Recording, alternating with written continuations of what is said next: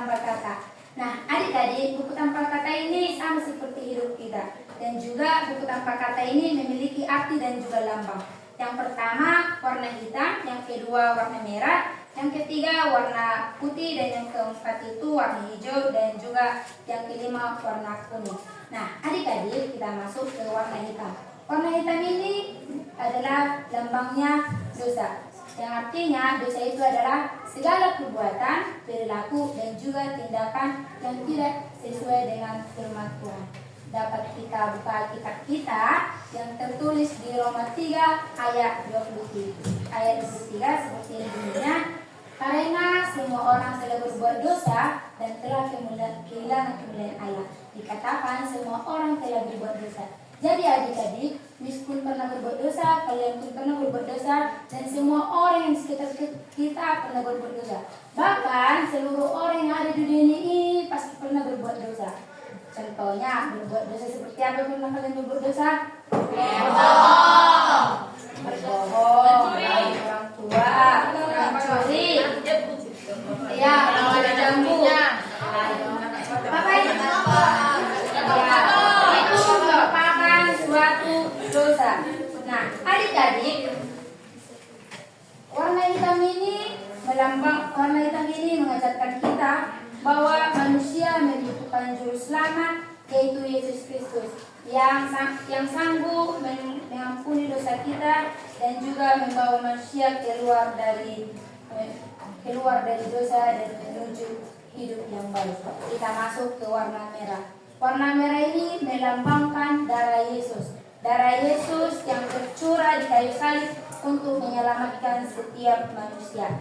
Nah, adik-adik, Tuhan telah menyelamatkan kita dan mengampuni kita dari dosa. Setiap orang yang berdosa, Tuhan telah mengampuninya. Dapat kita baca di Yohanes 3 ayat 16. Mari kita baca sama-sama adik-adik.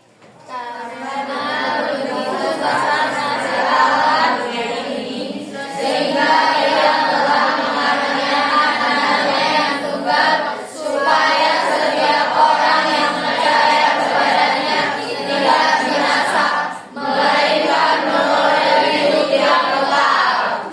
Nah, jadi adik-adik, warna merah ini mengajarkan kita bahwa keselamatan bukan diperoleh oleh manusia, tetapi oleh karena kasih Yesus atas pengorbanannya di kayu salib. Kita masuk ke warna putih. Warna putih ini melambangkan kesucian. Kesucian yang artinya kebersihan hati dan juga kebersihan hati yang diampuni oleh Tuhan. Setelah manusia percaya kepada Yesus Kristus, dosa-dosa kita diampuni dan hidup kita dibersihkan oleh Tuhan. Warna putih ini menggambarkan kesucian, damai sejahtera, dan juga kehidupan yang baru dengan Tuhan. Dapat kita baca juga di Efesus 2 ayat 8 sampai 9. Mari kita baca sama-sama adik-adik. Sebab kasih karunia kamu diselamatkan oleh iman, itu bukan hasil usahamu, tetapi karunia dari Allah. Tuhan kesalahan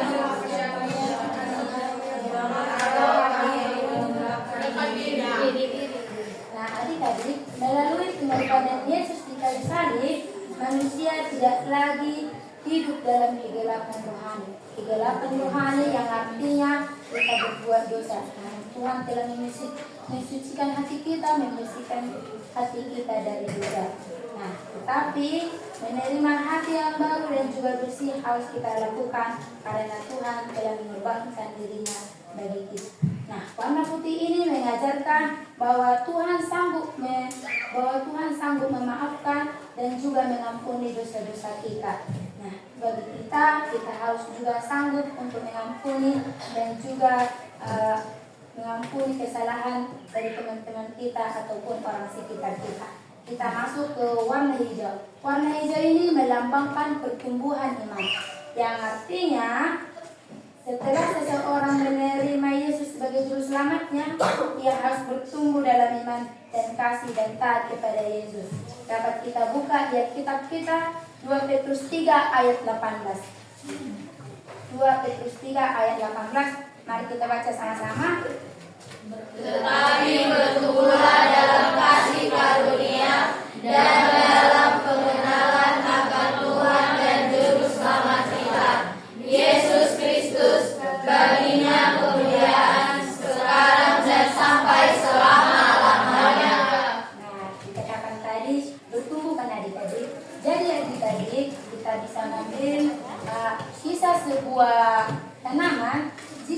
tanaman ini kita siram, kita rawat, kita pupuk, maka tanaman itu akan menjadi subur dan juga bagus. Namun sebaliknya, jika kita membuat tanaman itu tidak kita rawat, tidak kita siram, maka tanaman itu akan menjadi layu dan juga mati. Begitu juga dengan hidup kita, adik-adik.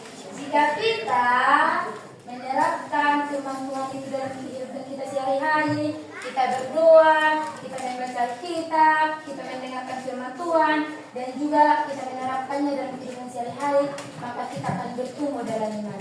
Namun sebaliknya juga, jika kamu tidak berdoa, tidak menyiram hati kamu dengan rohani, tidak mendengarkan firman Tuhan, maka itu akan sia-sia, adik-adik. Namun adik-adik, kita bisa warna hijau ini mengajarkan bahwa kehidupan orang yang percaya kepada Tuhan akan berkembang dan menghasilkan buah yang baik bagi kemuliaan Tuhan. Nah, kita masuk ke warna kuning. Warna kuning itu melambangkan kemuliaan, yang artinya surga. Siapa yang ingin masuk surga? Kenapa kalian ingin masuk surga? Biar enak. Ya. Dingin. Kalau dingin di kulkas lah. Nah, adik-adik, kemuliaan dan juga surga itu adalah tempat yang diinginkan oleh setiap manusia. Surga itu adalah tempat yang diimpikan oleh manusia. Di surga itu tidak ada kesedihan, tidak ada air mata, dan juga tidak ada pertengkaran. Semua di surga itu adanya kasih dan juga damai sejahtera. Namun, kita lihat di Alkitab kita yang tertulis di Yohanes 14 ayat 2, kita baca sama-sama. Banyak tempat tinggal. Jika tidak demikian, tentu aku mengatakannya kepadamu. Sebab aku pergi ke situ untuk menyediakan tempat bagimu. Nah, Tuhan sudah katakan tadi bahwa Tuhan telah menyediakan tempat yang indah bagi kalian. Kalian kalau di surga kalian sudah tahu mana tempat yang baik. Siapa yang mau masuk neraka? Yang mau masuk neraka? Kalau masuk neraka bisa dipanggil nanti. Siapa yang mau? Berarti semua di sini mau masuk surga. Jadi kalau masuk surga harus baik.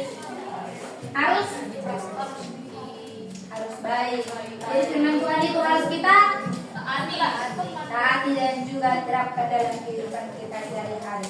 Nah, warna kuning ini mengajarkan bahwa Tuhan telah menyediakan kehidupan yang kekal bagi semua orang yang percaya kepadanya dan hidup di dalam kasih. Nah, adik-adik, dari buku tanpa kata ini adalah gambaran manusia, dari manusia berdosa.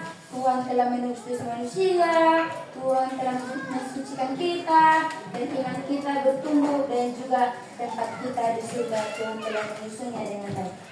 Adik-adik, kita bisa menerapkannya ini, kita bisa setelah Miss mengajarkan kita kata ini, kalian bisa menerapkannya dalam kehidupan kalian sehari-hari, begitu baiknya untuk saudara kita. Nah, adik-adik, mari kita sekutan hati kita, mari kita bersatu di dalam doa. Terima kasih Tuhan pada hari ini kami sudah selesai menerapkan buku tanpa kata ini. Buatlah buku tanpa kata ini dapat kami terapkan dalam kehidupan kami sehari-hari. Terpujilah Bapa, kini dan masa. Amin.